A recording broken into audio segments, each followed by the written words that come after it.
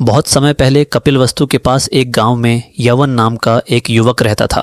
वह मेहनती और ईमानदार था, लेकिन जीवन की कठिनाइयों ने उसके मन को उदास कर दिया था। उसे लगता था कि दुनिया में सुख और शांति सिर्फ एक सपना है। क्या जीवन बस यही है रमेश? मेहनत, थकान और फिर खालीपन? यवन, शायद तुम्हें कोई बड़ा उद्देश्य ढूंढना होगा। हर सुबह नींद से उठना, एक मशीन की तरह दिन भर भागना, दूसरों की उम्मीदें ढोना, फिर थक हार कर रात को बिस्तर पर गिर जाना। क्या यही है जीवन का मतलब? सुख और ज्ञान की तलाश में यवन दूर दूर तक भटकता रहा। उसके मन में हमेशा यह प्रश्न उठता था, सच्चा सुख क्या है, ज्ञान क्या है, और मैं इसे कैसे पा सकता हूँ। वह राजाओं के दरबार गया, धन और वैभव देखा, पर वहाँ केवल अस्थायी आनंद मिला। फिर वह साधु संतों और ब्राह्मणों के पास पहुंचा। उनसे उसने ज्ञान और सुख का रहस्य पूछने की कोशिश की। ब्राह्मणों ने उसे वेदों और शास्त्रों का उपदेश दिया, यज्ञों और कर्मकांडों का महत्व समझाया। यवन ने ध्यान से सब सुना, लेकिन उसके मन की प्यास बुझी नहीं।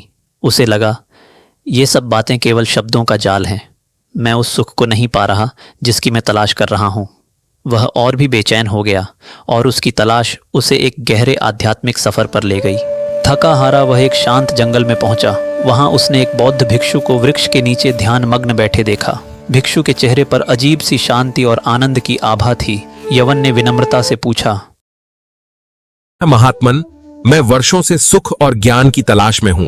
कृपया बताइए कि सुख क्या है और ज्ञान कहां मिलेगा? सुख बाहर नहीं, भीतर है। जब मन इच्छाओं की आग में जलता है तो सुख दूर चला जाता है। और ज्ञान?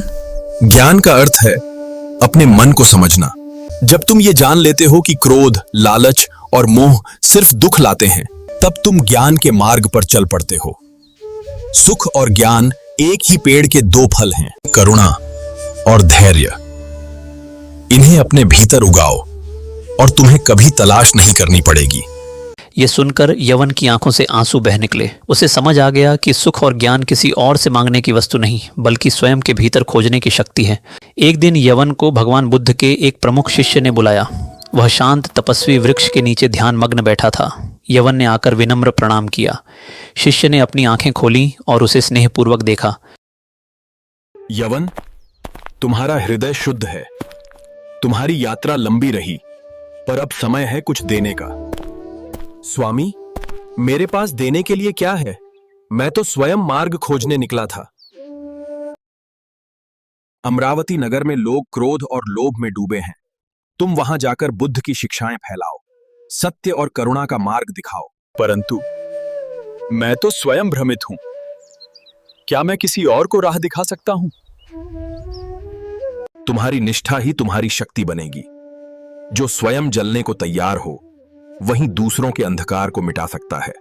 मैं? भिक्षु जी, लोग मेरा मजाक उड़ाएंगे, वे मुझे पत्थर मारेंगे। मैं ये नहीं कर सकता। डर सत्य से बड़ा नहीं, यवन।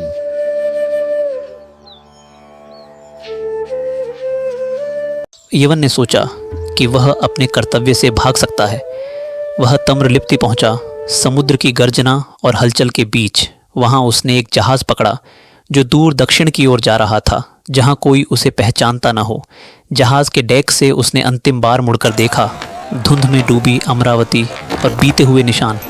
लेकिन क्या कोई वास्तव में सत्य से भाग सकता है? सत्य जो छाया की तरह हर मोड़ पर साथ चलता है, वह दर्पण है जो चेहरों के पीछे छुपे चेहरे दिखा देता है। सत्य से भागना अपने ही दिल से भागना है। जहाज आगे बढ़ता रहा, पर यवन के भीतर एक सवाल अब भी थरथरा रहा था। मैं भाग रहा हूं, पर किससे? दुनिया से या स्वयं से? यवन, तुम इतने जल्दी में क्यों हो? क्या छुपा रहे हो? कुछ नहीं, बस नई शुरुआत की तलाश में हूं। बिजली की एक तीव्र चमक में यवन का चेहरा एक क्षण के लिए उजागर होता है। पश्चाताप, भय और स्वीकारोक्ति, सब कुछ एक ही पल में झलकता है। This storm is unnatural. It's a curse. Yavan, who are you? Have you committed some crime? I'm fleeing my responsibility. यवन, तुम कौन हो? क्या तुमने कोई अपराध किया है? मैं अपनी जिम्मेदारी से भाग रहा हूँ। मुझे समुद्र में फेंक दो, तूफान थम जाएगा। तभी एक निर्णायक क्षण आता है। नाविक भय और विश्वास के बीच झूलते हुए यवन को समुद्र में फेंक देते हैं और उसी क्षण जैसे किसी अदृश्य शक्ति ने आदेश दे दिया हो, तूफान थम जाता है, लहरें शांत हो जाती हैं, आकाश साफ होने लगता है। यवन को एक विशाल मछली ने निगल लिया। 3 दिन और 3 रातें वह अंधेरे में रहा। उसने अपने जीवन की गलतियों को याद किया और भगवान बुद्ध से क्षमा मांगी। मछली के पेट में अंधेरा, नमी और सन्नाटा। यवन घुटनों पर बैठा प्रार्थना करता है, हे भगवान बुद्ध, मैं डर गया था, मैंने सत्य का रास्ता छोड़ दिया, मुझे एक और मौका दीजिए, मैं आपका संदेश दुनिया तक पहुंचाऊंगा। तीसरे दिन गहरे समुद्र की लहरें शांत थीं। मछली ने यवन को धीरे से किनारे पर छोड़ दिया, जैसे माँ अपने बच्चे को सुला दे। उसने आंखें खोलीं, सीने में सांस भरी और उसी क्षण उसने महसूस किया कि बुद्ध का संदेश डर से कहीं बड़ा, कहीं सच्चा है। यवन अमरावती पहुंचा, पर यह वही नगर नहीं था जिसे वह छोड़कर गया था। उसने देखा लोग आपस में झगड़ रहे थे, बाजारों में चीख पुकार थी, आंखों में भय और चेहरों पर अशांति। स्वार्थ, क्रोध और लालच जैसे हवा में घुल गया हो। लेकिन यवन अब बदल चुका था। उसकी चाल में शांति थी और आंखों में करुणा की चमक। वह नगर के चौराहों, गलियों और मंदिरों के पास रुककर बोलने लगा, क्रोध आग है जो हमें भीतर से जलाता है, लोभ वो जंजीर है जो हमें बांध देता है। भगवान बुद्ध कहते हैं, करुणा और सत्य ही सच्चा रास्ता है। भीड़ में एक स्त्री उदास स्वर में पूछती है, लेकिन हमारी तकलीफें, हमारा दुख? यवन ने शांत स्वर में उत्तर दिया, तकलीफें स्थायी नहीं होती, वे आती हैं, हमें कुछ सिखाती हैं और फिर चली जाती हैं। मन को शांत करो, दूसरों की मदद करो और सुख धीरे धीरे तुम्हारे भीतर ही उगने लगेगा। धीरे धीरे लोग उसकी ओर खींचने लगे। चेहरों की कठोरता शांति में बदलने लगी। बाजारों की चीखों में अब हंसी और भाईचारा झलकने लगा। अमरावती जाग रही थी।